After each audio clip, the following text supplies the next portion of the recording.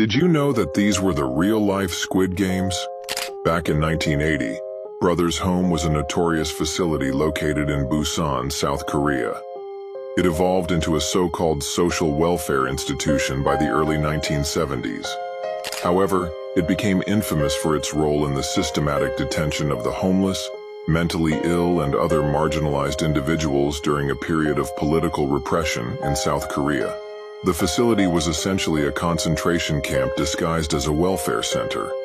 It was part of a broader government initiative aimed at cleaning the streets of perceived social outcasts, particularly as South Korea prepared to host international events like the 1986 Asian Games and the 1988 Summer Olympics.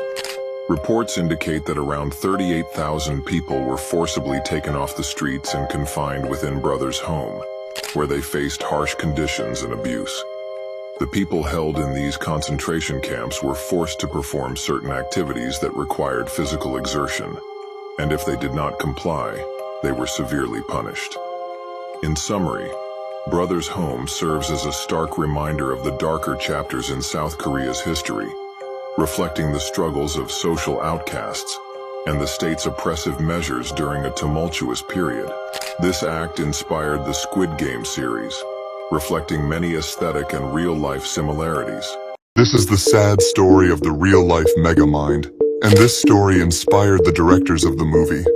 Back in the 70s, a boy named Hugh Janus went to Stuyvesant High School in New York. This boy, despite being the best in the class, Hugh was heavily bullied by his classmates, who nicknamed him Big Ass Forehead. Hugh grew up being humiliated and rejected because of his physique, which led to a feeling of revenge in him, even though he was not a bad person at all. Sadly, he began to use his intelligence for evil, assuming the role that society had given him, being always rejected and humiliated by everyone. Hugh had decided to attack the chief of police of the city, Mr. Christopher Burns Cox, who was considered the hero of the city. But this was not a simple attack. Christopher was a classmate of Hugh, who constantly humiliated him in front of everyone. One night, Hugh decided to enter the policeman's house to finish him off. But to his surprise, Hugh found Christopher mistreating his wife, so he decided to report Christopher to the authorities, but no one believed him, and Hugh was jailed for invading private property. This man was the real Jack Sparrow. In 1792, when John Beck was a baby, he was found floating in a basket in the middle of the sea by a group of pirates. He would end up being raised by them and slowly becoming a pirate. In the 1820s, he would become the captain of the ship called the Sea Beast. He eventually acquired the nickname, the Hook Man, because he lost a hand in a fierce battle against a shark where he was victorious. Since then, he was remembered as the greatest captain all the seas have ever seen. Until in 1855, he was surrounded by the Navy Royal. After an intense battle for hours, unfortunately, the Royal troops outnumbered in great mass to those of John Beck, who only had an afloat ship that was slightly damaged and could resist 2 hours more of battle until they ran out of ammunition in the cannons. And there was where cornered John Beck decided to get inside a cannon and that it was used as ammunition. Surprisingly, he did manage to propel himself out and hit one of the Navy Royal ships, thus creating a distraction so that the surviving crew members could flee. This is the sad story of the real-life Incredibles.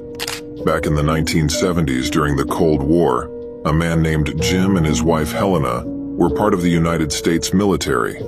During these years, the situation was very tense between the United States and the Soviet Union. Having economic, ideological, and social confrontations, there was also a competition to know who had the best military technology between these two countries. That is why the US government started a project called The Incredibles, which sought to turn the military into superhumans in order to be able to fight in war. Because of this, Helena and Jim were selected, and to everyone's surprise, the project was a success. Both had superpowers. But all this was a secret, so Jim and Helena could not leave the military base because they were going to be used in case of a military conflict. Because of this, they both decided to escape and start a family. But surprisingly, their children also developed powers. They tried to live a normal life as much as possible, but the government was after them, until the 1990s, when the family disappeared. This man was the real-life Grinch, and what he did was pure evil. In the year 1951 in Alabama, a boy named Gregory Forinch was born with a condition called hypertrichosis. Gregory was born with facial hair, which caused him to be teased by his classmates and rejected by society, and also Gregory's parents despised him because of this condition. Because of all this, Gregory grew up with problems relating to people, and it bothered him to see others being happy, as he was always upset. Gregory grew older and could not stand being rejected by society.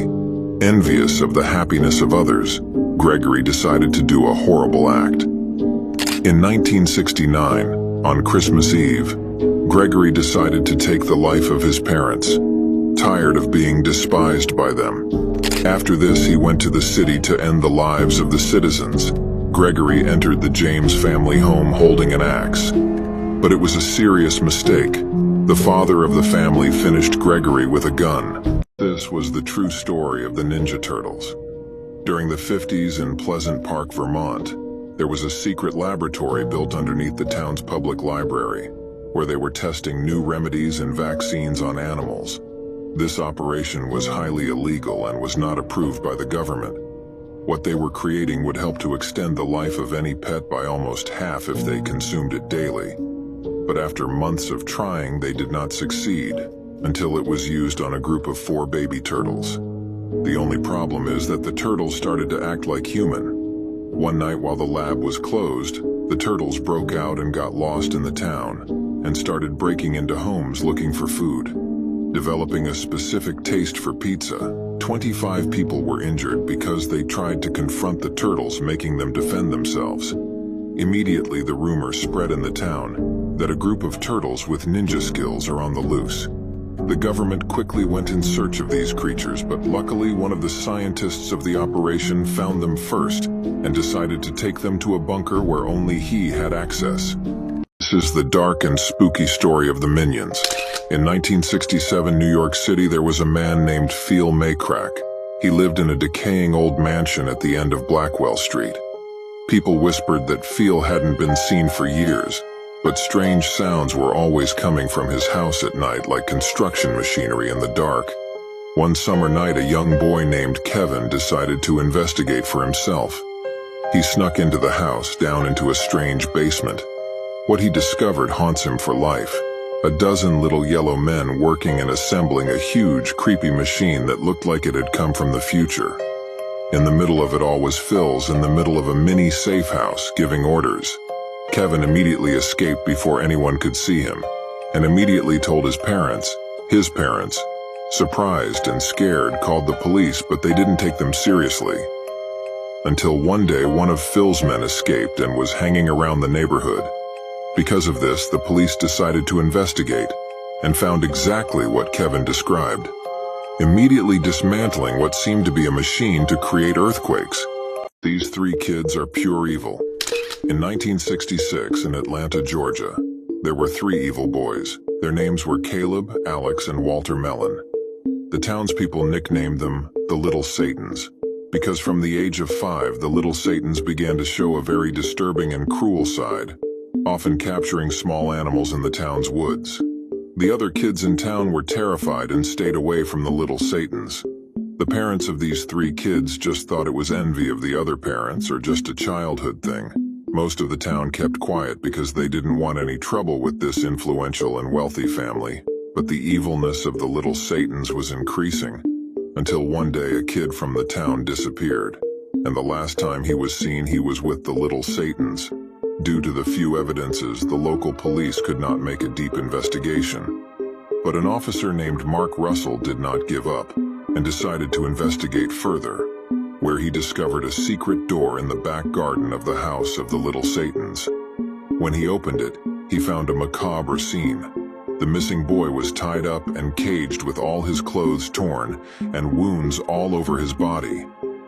If you see this man in your back seat, it's over for you. This is the story of the in the backseat. Back in 1980 in Miami, Florida, A woman named Ariana had just finished her evening workday. When she got into her car, she felt a strange sensation as if someone was watching her. She decided to ignore this to drive home.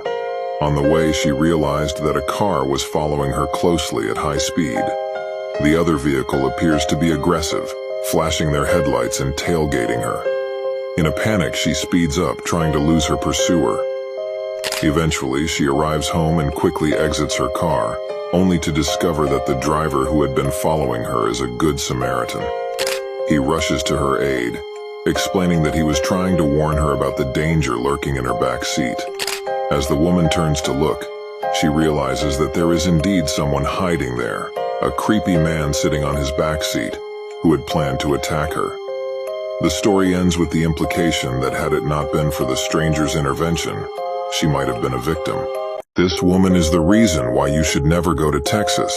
This is the true story of La Lechuza. La Lechuza is a creature that roams the nights of Texas and the border areas of Mexico. Back in 1930, La Lechuza was a beautiful woman named Maria who lived in a small town in Mexico. This woman led a normal life, but fate took a cruel turn.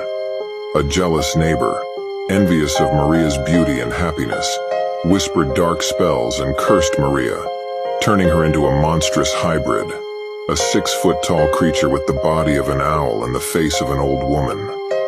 Now La Lechuza seeks revenge, regardless of whether it takes children, men, or women.